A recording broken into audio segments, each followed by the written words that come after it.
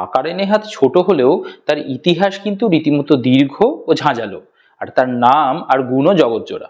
অবশ্যই আমাদের বাঙালির হেসেলে ইনি কিন্তু একা আসেন না, সাথে করে নিয়ে আসেন দারচিনি ও এলাচকেও। আর এই তিনে মিলে হয়ে ওঠে আমাদের রোজকারের প্রয়োজনের গরম মশলা। হ্যাঁ, ঠিকই ধরেছেন, আমাদের আজকের বংফুটিজের হেসেলের অতিথি লবঙ্গ।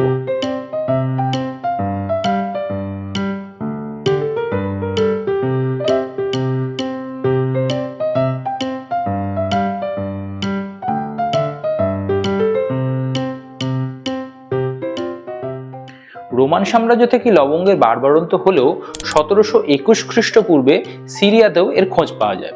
মশলা ব্যাপারে হিসেবে আরবিরা শুরু থেকে এগিয়ে ছিল, আর তাদের এই লবঙ্গের একচেটিয়া আধিপত্য চলেছিল প্রায় 1497 পর্যন্ত। তবে এদিকে ভাস্কো দা গামার আফ্রিকা পেরিয়ে ভারত ভ্রমণের সঙ্গে সঙ্গে এই মশলার ব্যবসা চলে এলো পুরোপুরি পর্তুগিজদের হাতে। আর পর্তুগিজরা ছিল আরবদের থেকে ঢের ভালো ব্যবসাদার, তাই তারা সোজা গিয়ে পৌঁছলো উৎপাদক দেশে। ইন্দোনেশিয়ার টার্নাটে দ্বীপ সেই সময় লবঙ্গ উৎপাদনে সেরা ছিল, তাই পর্তুগিজরা সরাসরি চুক্তি করে ফেললো সেখানকার সুলতানদের সঙ্গে, আর অচিরেই লবঙ্গ কিনে রাখার মজুদ ঘর ও গুদাম ঘর বানিয়ে ফেললো।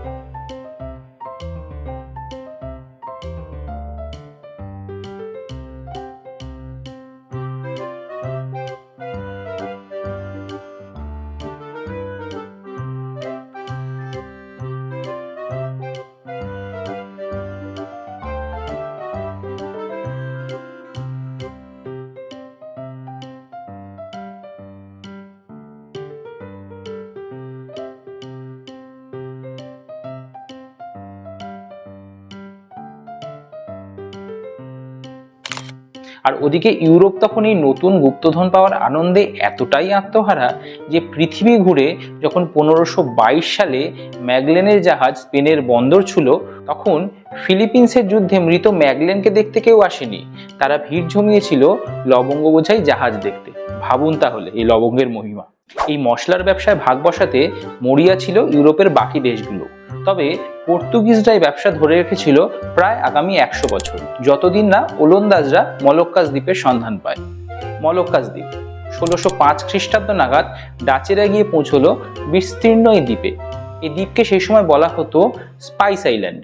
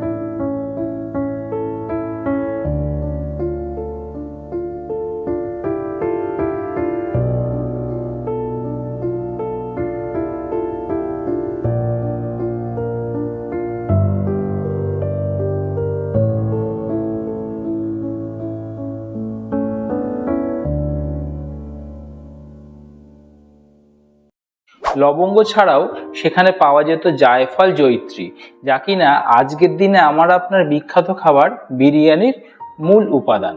তো এই হেন মশলাদার দ্বীপ কি আর এমনি এমনি ছেড়ে দেওয়া যায়? জাঁকিয়ে বসলো দখলদারেরা।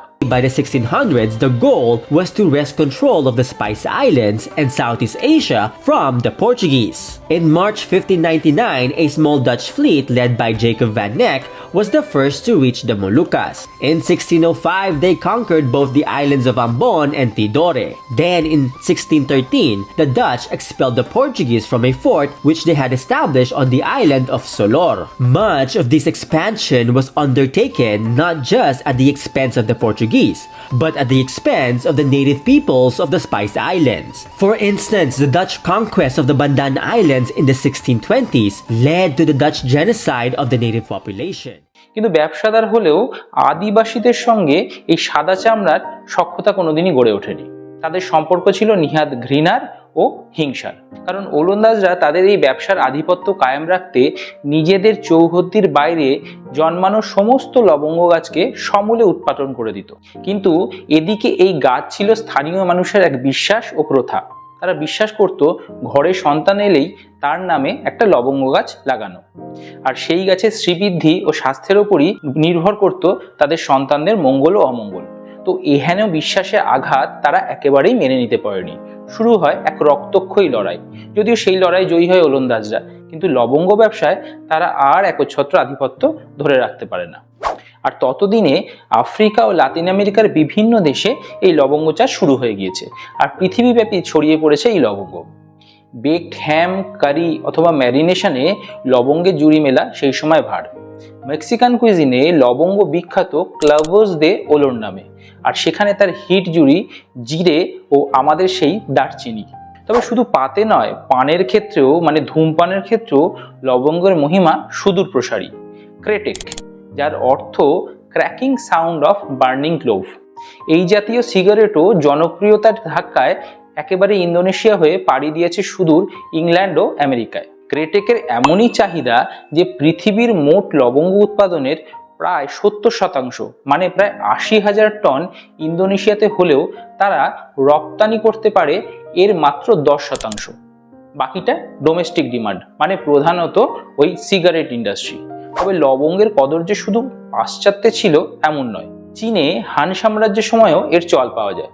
সেই যুগে আমলারা রাজার কাছাকাছি গেলেই মুখে লবঙ্গ দেওয়া ছিল বাধ্যতামূলক।